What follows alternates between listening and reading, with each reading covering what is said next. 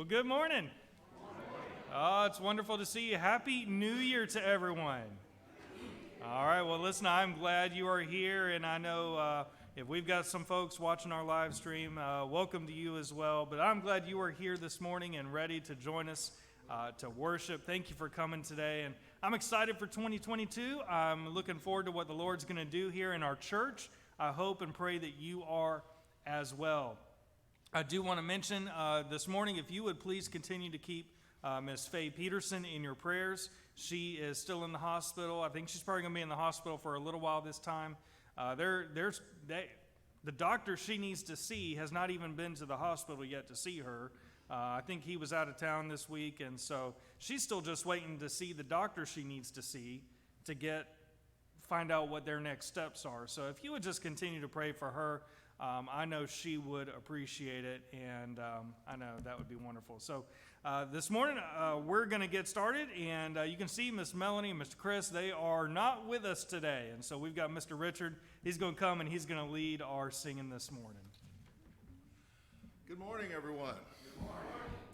Well, I'm a sad excuse for Melanie, but I'll try to do my best here. So if everyone would stand, we're going to sing There Is Power in the Blood. But before we start, I was telling to everyone this morning, I can hear my father singing this song. When one of the great things about being raised up in a church and having a faithful parents is getting to see them worship.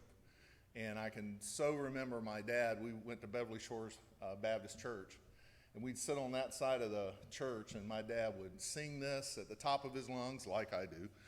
But I can just remember it, and it brings back a lot of really good memories. So it's a little bit about that song. So, okay, let's go.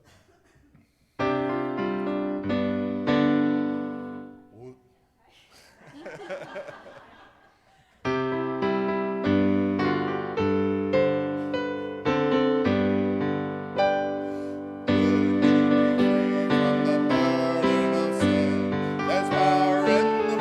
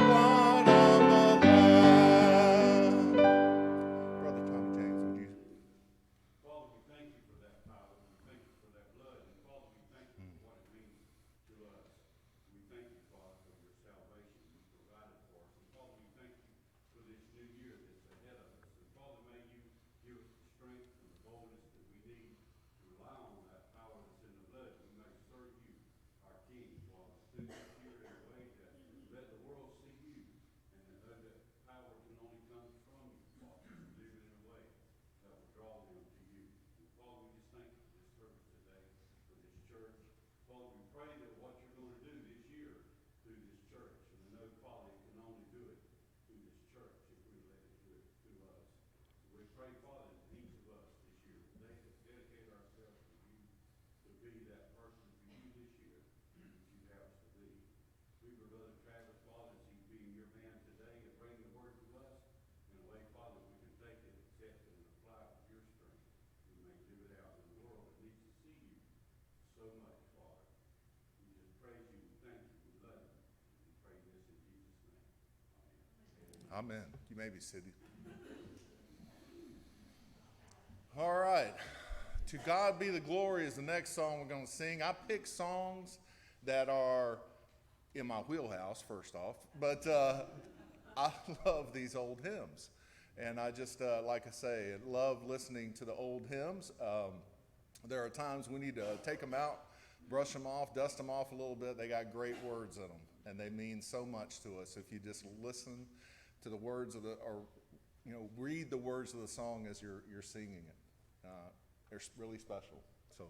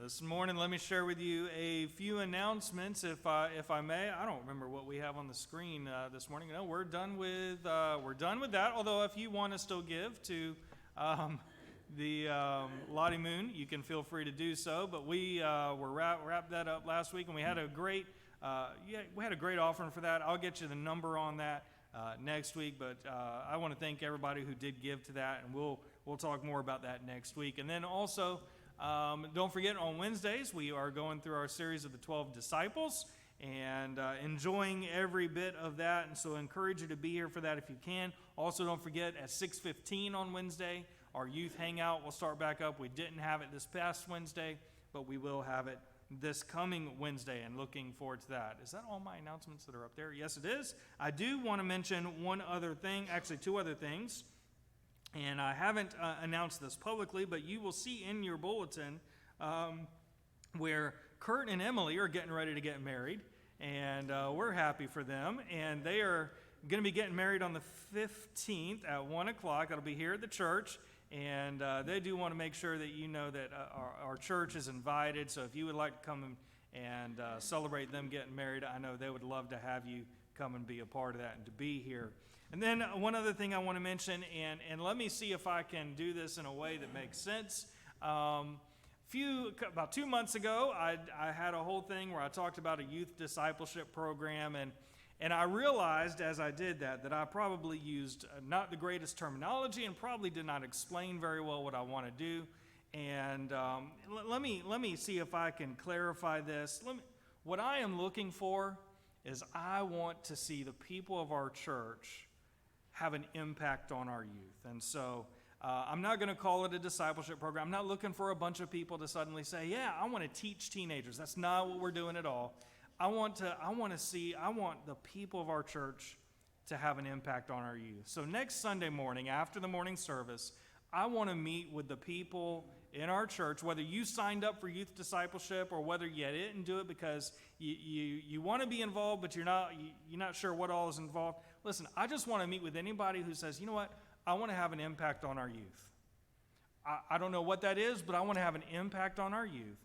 I'd love to meet with you next Sunday morning after the service, and we're just going to kind of go over a little bit of where we're going, what we're doing, and just kind of talk it out. And it won't be a long meeting, but I'd like to just be able to get an idea of where we are. And so if you have any desire to have an impact and to just be able to help influence the next generation for Christ, I'd love to meet with you next Sunday morning after the service. And maybe you say, I can't be there next Sunday morning. That's fine. If you can't be there next Sunday morning, let me know, and I'll get with you separately, and we'll cover that. So anyway, that's my announcement for that. I'm going to go ahead and invite Mr. Richard to come back for one more song. All right, if everybody would stand, you got to stand during this song. It's Stand Up for Jesus, so you're going to have to stand on this one. All right.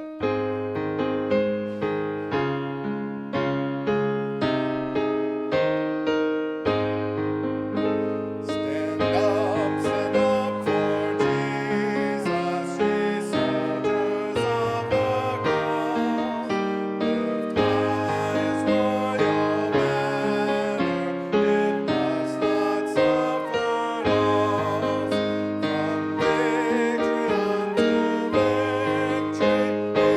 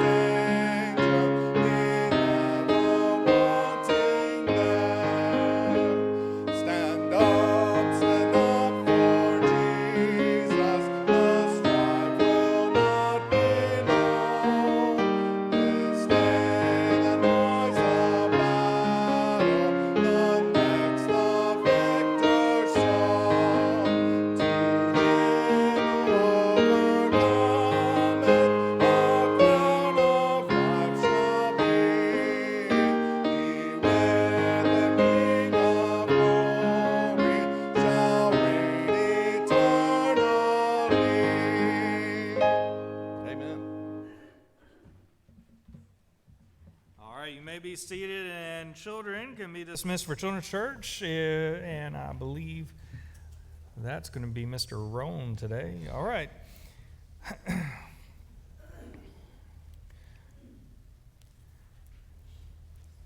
This morning I was praying about. Did I turn this on? Nope, not yet. Yes, it is. Okay, good. If you want to turn in your Bible, you can go ahead and turn to Matthew chapter 22. We will have the verses on the screen to begin with, but we're going to reference them throughout the morning, and they won't always be up on the screen. So if you would like to turn there, you can feel free to have that available to you. If you want to go ahead and put the title slide up, you can do so. This morning, as I come and I was thinking about the new year and what the Lord would have me to speak about, there was one thing that kept coming to my mind, and this was the direction I wanted to go. And so I tell you what, before we get started, I want to spend a moment in prayer. Heavenly Father, God, I thank you so much for the opportunity to speak your word, to present your word, and God, to just be your servant. Father, I pray that you would help me as I speak this morning. God, would you give me the words to say? God, would you fill me with your Spirit and help me to convey what it is you want for our church and for our people? God, I pray that you would bless our time this morning. And God, maybe you lift it high. In Jesus' name, amen. Do you ever stop and think about all the things you do in a given day? Think about a given day. Think about everything you do on a typical day. Some of those things are routine, and some of them are not so routine. And it starts the moment you get out of the bed. I've read different figures out there, but it's said that the average person has more than 6,000 thoughts per day. That's a lot of thinking. I think in my case, I love to think and analyze everything, so I have a feeling mine is probably much higher just because my mind doesn't stop. I don't. It doesn't happen for me, and so more than 6,000 thoughts per day. That's a lot of thoughts.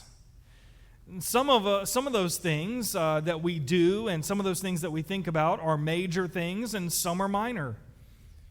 Think about it this way. Aren't you glad that you don't have to consciously tell yourself to do everything that comes natural to you?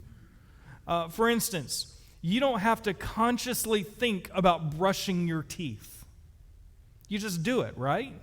You don't have to think about it. Maybe you don't have to consciously think about eating. For some of us, that comes very natural. It's not something we think about, we just do it.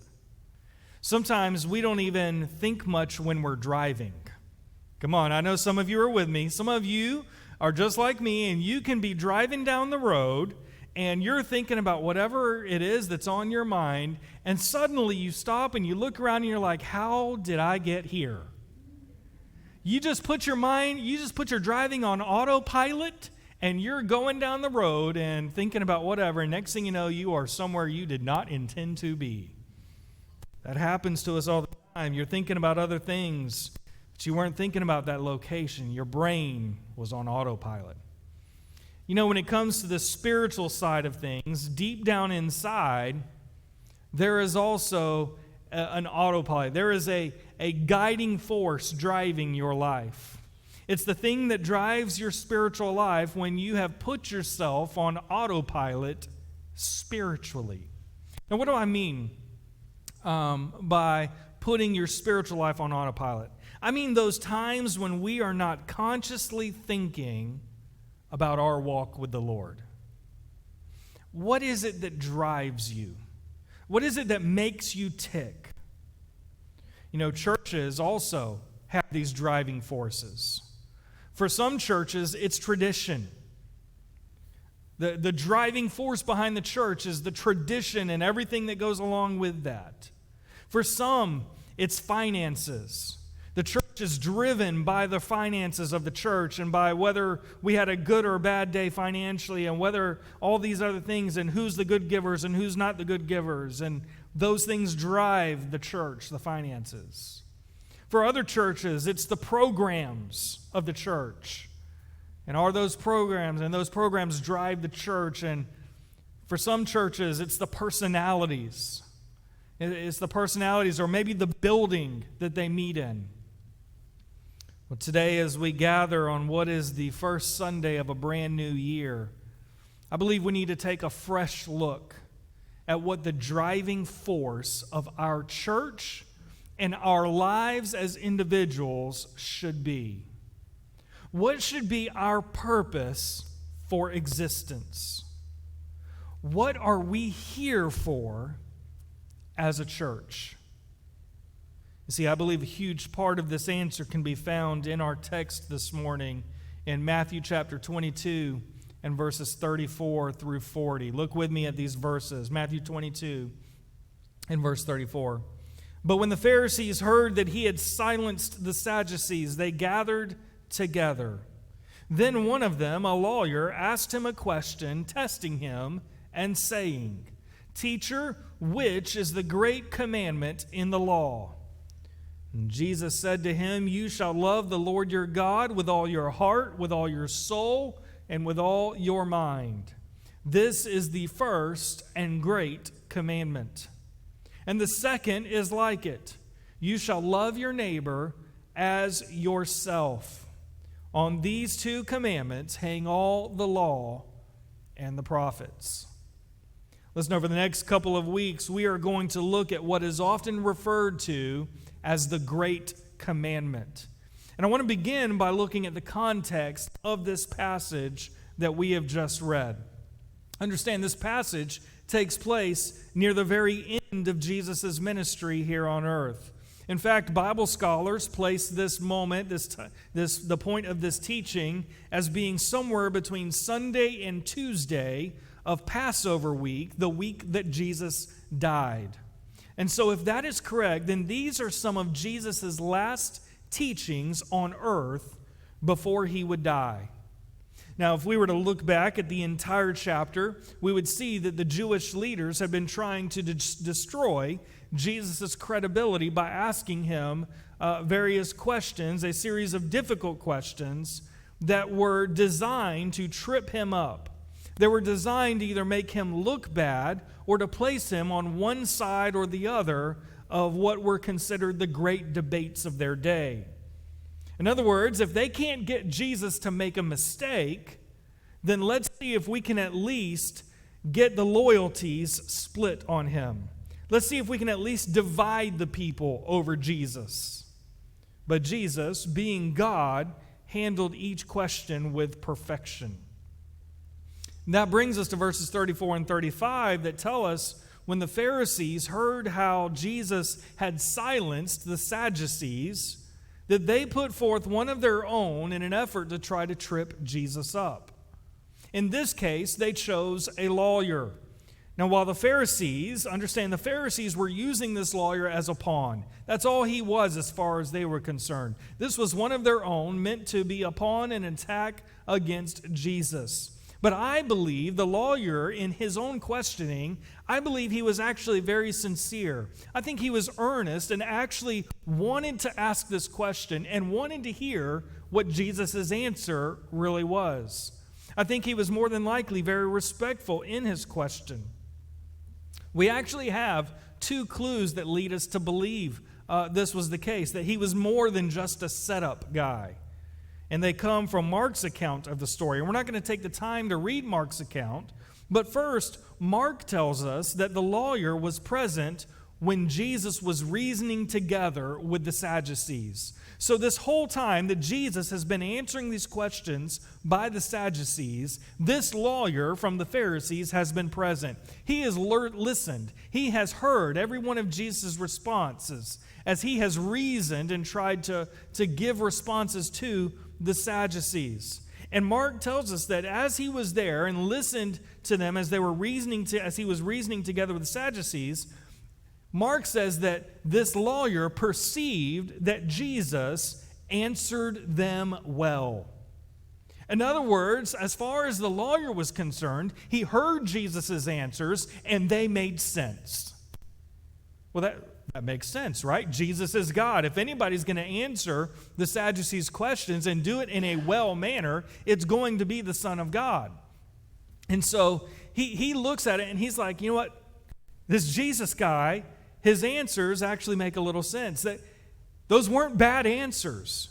Those were well thought out and good answers for him to give.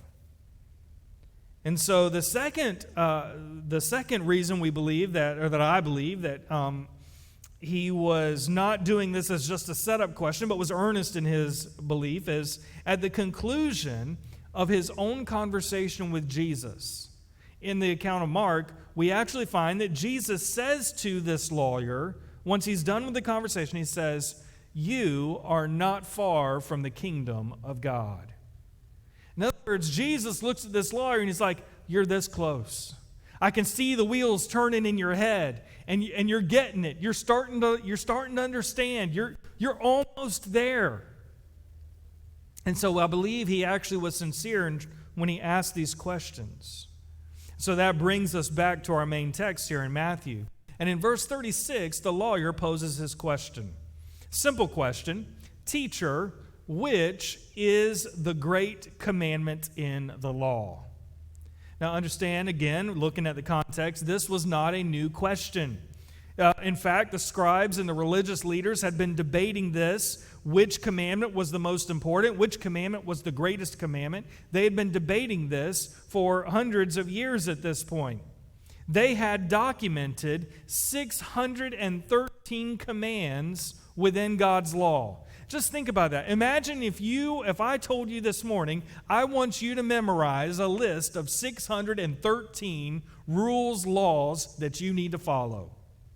It reminds me somewhat of, and I'm not taking political sides here, but it just reminds me of all the laws that get enacted in our nation. You look at they go to pass a bill, and that bill is 5,000 pages long. You going to tell me that anybody in there has actually read the whole thing and understands all of it? No. This is where we're at with the Pharisees. Listen, they've got this list. It's 613 laws long. 248 of them were positive laws and 365 negative laws. So in other words, 248 things you should be doing, 365 things not to do. Listen, no one could ever really hope to know every single one of those commandments. Could they? Imagine if you were required to know those. It would be very, very difficult. You can never really hope to know it, much less could you hope to be able to fully obey every single one of them 24/7, 365 days a year. So, in order to make life easier for themselves, the experts divided the commandments into what you might call heavy and light commandments. In other words, there was a list of important commandments and a list of unimportant commandments. So you could spend your time focusing on just the major commandments, and you didn't have to worry about the trivial ones.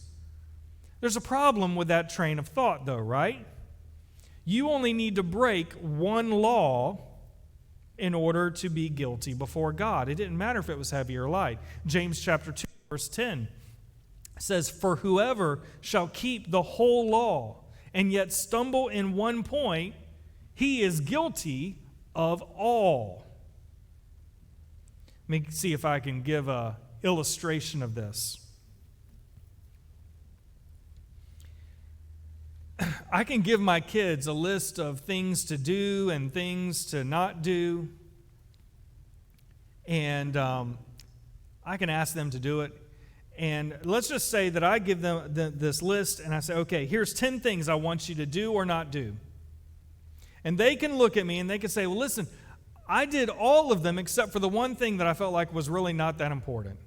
I know you said clean my room, but I didn't really feel like that was really the important one, so I just made sure I did all the major ones, like make sure the doors are locked. I didn't go outside. I didn't open the door for a stranger, but I didn't worry about cleaning my room." Now, let me ask you something. Did my kids obey me or disobey me? They disobeyed. It didn't matter that there was 9 that they obeyed. The problem is they still disobeyed in one of them.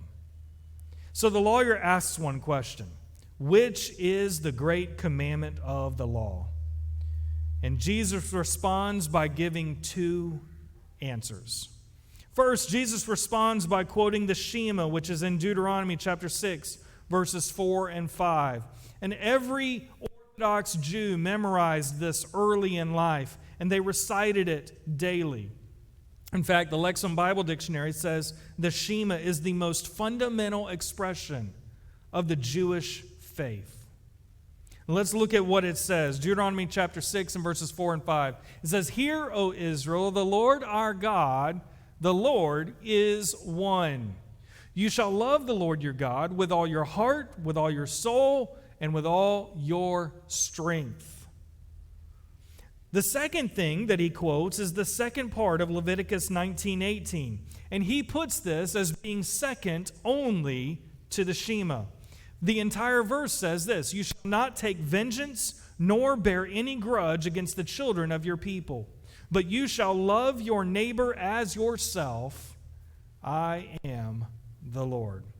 This is what Jesus says is to be our supreme purpose, our greatest command, our guiding force in the Christian life.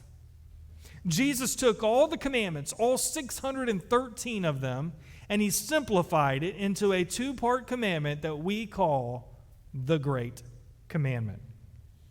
In other words, everything else in this life that we live as Christians is either below this command because Jesus said this was the Great Commandment, or it is included as part of the Great Commandment because Jesus said in verse 40, "On these two commandments hang all the law and the prophets." Everything you need to do to obey God, everything you need to do is right here wrapped up in this commandment. That's what it all boils down to. Love God with all your heart, your soul, and your mind, and love your neighbor as yourself. That's the whole duty of mankind wrapped up in two commandments spanning 3 verses. As we stop and think about that, how many of us have really been taught this and had it emphasized in our churches? If this is what Jesus said, the greatest commandment for the Christian, and by extension, the greatest commandment for the church, then I think we need to pay attention to it and see what it really means for us. This commandment should be the driving force behind our lives as Christians. And it should be the driving force behind who we are as a church. If you wanted to break this down even simpler, we can do that. You could wrap up these 3 verses with one little phrase. John, go ahead and put this phrase up. Love God and people. You want to wrap up what Jesus said? This is the wrap up right there. Love God and people. Isn't that what this passage is teaching? The purpose of our church is to love God and people. Your purpose on earth is simple: love God and people. Every Christian has a job, and their job description reads, love God and people. If I ask you what your job is, you should instantly respond to love God and people. Say it with me. To love God and people. Say it again. To love God and people. What's your job in the Christian life? Love God and people. What's our number one job as Golden Isles Baptist Church? Love God and people. Now that's really easy to say, right? Easy to say, but what does it really mean? And that's the hard part. If this is an all-inclusive command, then it means it covers a lot. So over the next couple of weeks, we're going to look at what this means in detail. And with that, I've just finished our introduction, and now let's get into the message, right? Everybody's like, oh, no, it's okay. Let's begin by looking at the first part of the commandment, and that is loving God. And I want to begin with this point. Let me share with you that part of loving God is that Christ's command is personal. His command is personal. Notice what it says in verse 37. It says, "You shall love the Lord your God." By saying you shall love the Lord your God with all your heart, with all your soul, and with all your mind, Jesus is not just giving a general teaching. This is meant to be applied personally. Whenever God gives a command in His Word, we tend to think, and we do this all the time, this is human nature. We see a command in God's Word and we can't help but say, boy, you know what, this really applies to so-and-so. And we look at it and we say that. Or maybe we hear the preacher preach, and how often have we thought this? Man, I really wish so-and-so was here to hear this morning, because they really need this. But listen, if we're going to get what Jesus is saying here, this is going to sound weird, but if we're going to get what Jesus is saying here, we have to stop looking at everyone else, because Jesus, who knows our tendency to generalize His commands, is very direct here. He says, you shall love the Lord your God with this all-embracing love that I'm talking about. I'm not talking to your neighbor. I'm not talking to your brother. I'm not talking to your mother. I'm not talking to your spouse. I am talking to you. Does anyone here remember the old song called It's Me, O Lord?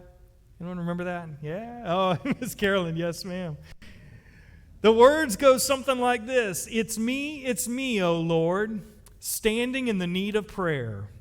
It's me, O Lord, standing in the need of prayer. Not my brother, not my sister, but it's me, O Lord, standing in the need of prayer. Not my mother, not my father, but it's me. It's me, O Lord, standing in the need of prayer. Listen, as we look at this and we see this commandment, don't think about the needs of any other person in this congregation except yourself in this moment. Ask yourself this question: do I love my God the way Jesus commands me? Don't ask about anyone else. Ask yourself, do I love God the way Jesus commands me? If the answer is no, then you should ask the next question: what am I going to do about it? And then do it. So Christ's command, it's personal. It's meant for you. It's not, yes, it's meant for everyone, but when Christ speaks it, He is speaking to you. It is personal. But let me show you the second thing. Christ's instructions were commanded. His instructions were commanded. Notice the second word here. You shall love the Lord your God. Now, I know this feels a little obvious. After all, it's called the Great Commandment, right? So we would expect this point to be here, that it's commanded. I'm not mentioning this point because it is commanded. That's obvious. It's commanded. I'm mentioning it because of what is commanded. God commands us to love Him with an all-embracing kind of love. Now, this brings up a very important question.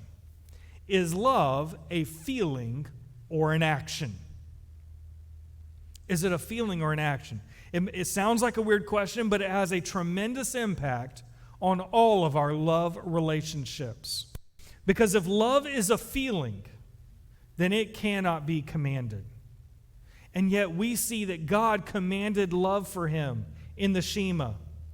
And He commanded love for Him in 3 of the 4 Gospels. The command is repeated by Jesus here in our text. In verse 39, we are commanded to love our neighbor.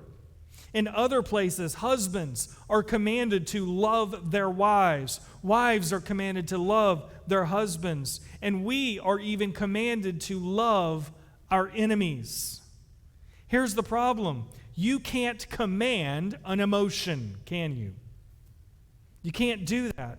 For instance, I can't command someone to be angry or happy. I can't say to my kids, all right, now you go to your room and you be happy about it. Right?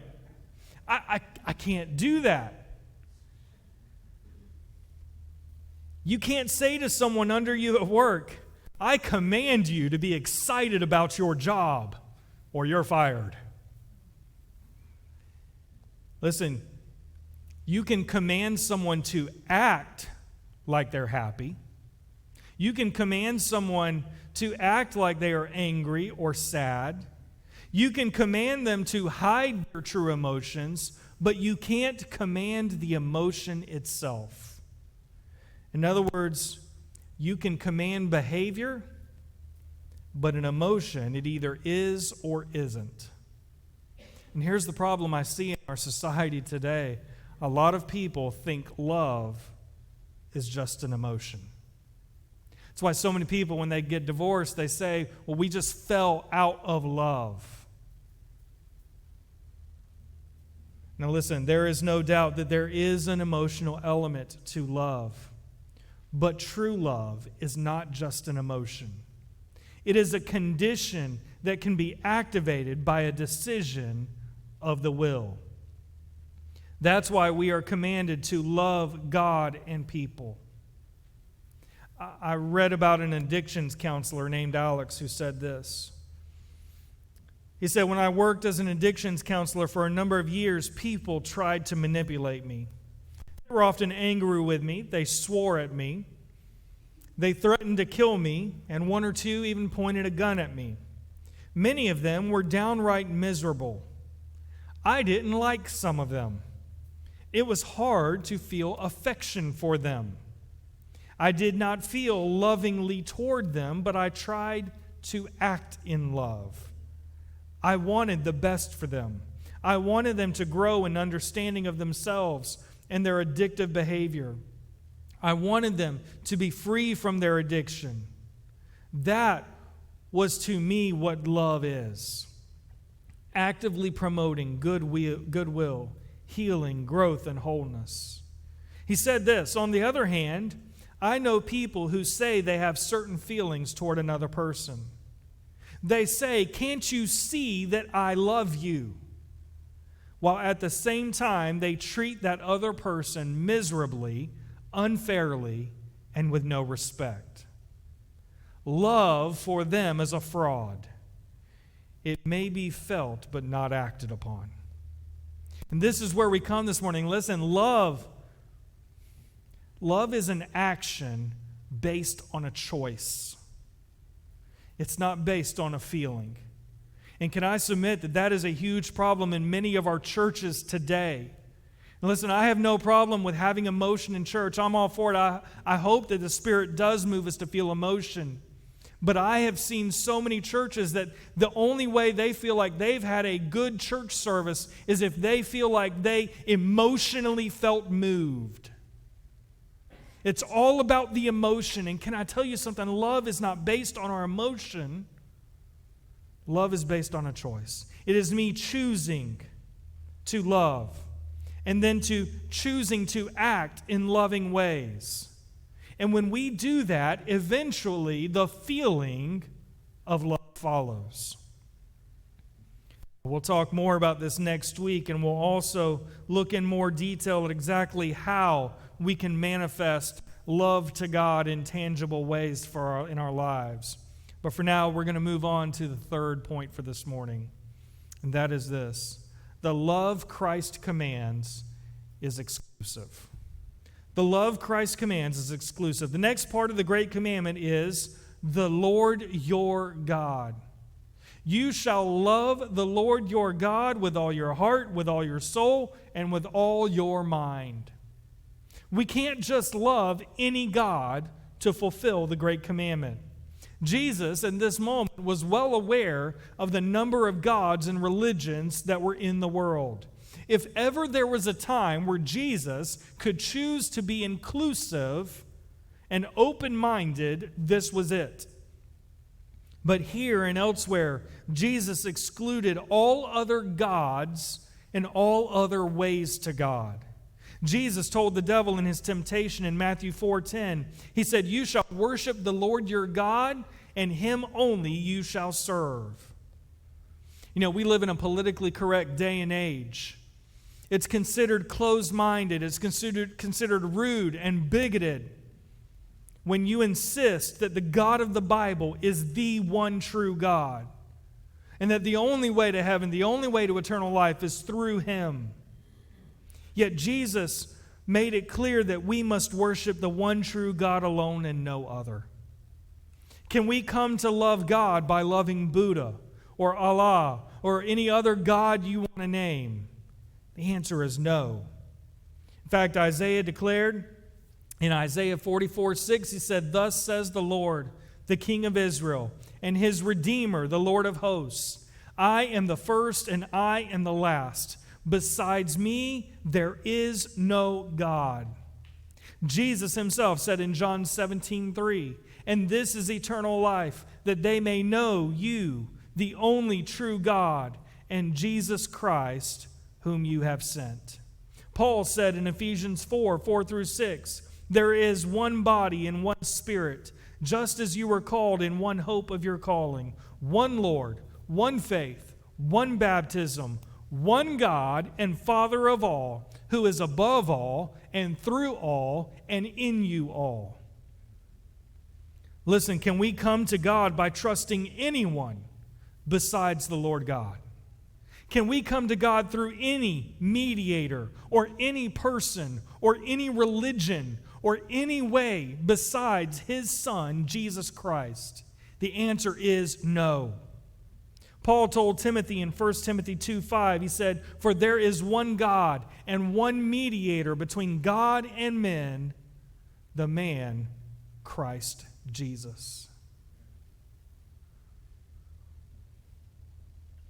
This morning, let me remind you again, your job description as we head into this new year, as we begin this new year, your job description is to love God and people. To do that, we must first love God with all our heart, with all our soul, and with all our mind. Now listen, this morning, you may not fully understand what all that means yet. But for now, let me ask you an important question. Can you honestly say that as far as you know how to, right now, you love God with all of your heart, all of your soul, and all of your mind? Can you honestly say that this morning? If not, why not? Maybe it's because you've never come to know Jesus for salvation. It's impossible to love someone you don't know. To properly love Jesus, you must first know Him as your Lord and Savior. And this morning, if you don't know Him, I would love to talk to you this morning and help you get to know Him. But if you're here this morning and you're a believer, is there some sin that's holding you back from loving God with all your heart, your soul, and mind? You know, because I love my wife, there are certain things I won't do. There are certain things I don't do because I love her. I avoid them because I know that it would hurt my relationship with her if I did those things. And there are certain things that I avoid because it could steal my affection away from her. Here's my question. Is there something that steals your affection away from the Lord? Maybe it's a time-consuming activity that crowds out your time with the Lord. Maybe it's a person that you have put before the Lord. Maybe there are material things that you value over God. Is there another God with a little g that has stolen your affections for the Lord God? If so, why don't you turn from them and turn back to your Lord, who wants you to love Him in return for the great love that He showed us? This morning, as best you know how, do you love the Lord your God with all your heart, your soul, and your mind? Do you love Him wholly and completely, or is there something that's been holding you back? This morning I challenge you, don't look at everyone else. Look within. Look at yourself. and examine yourself. I'm going to ask Richard to come, and he's going to lead us in a moment of invitation. This morning, if the Lord is speaking to you, I encourage you to come, and the altars will be open. You are welcome to come before, and if you need to spend some time at the altar, spend some time at the altar. If you need to come and sit up front, you can do that. If you need to get right with God in your seat, feel free to speak to God in your seat. If you need someone to pray with you, I'll be happy to pray with you. But listen, if God's speaking to you this morning, please don't ignore what He's saying. Do you love the Lord your God with all your heart, your soul, and mind this morning? That's our mission. That's our mission as a church. Love God and love people. That's your mission as a Christian. Love God and love people. I pray that that's what you're doing. I pray that that's what we as a church do. And over the next couple weeks, we're going to look at that. Is the Lord speaking to you this morning? If you'll stand.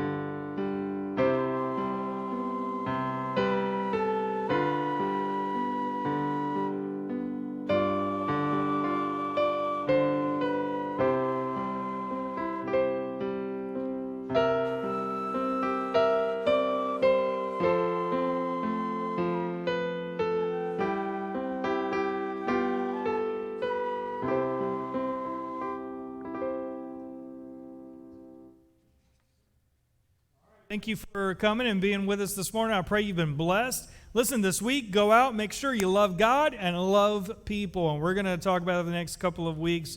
If you can be back Wednesday night, listen, come back and be here with us Wednesday night as we look at another one of the disciples. Great time of fellowship and encouragement. So I encourage you to be here if at all possible. Thank you for coming this morning. I believe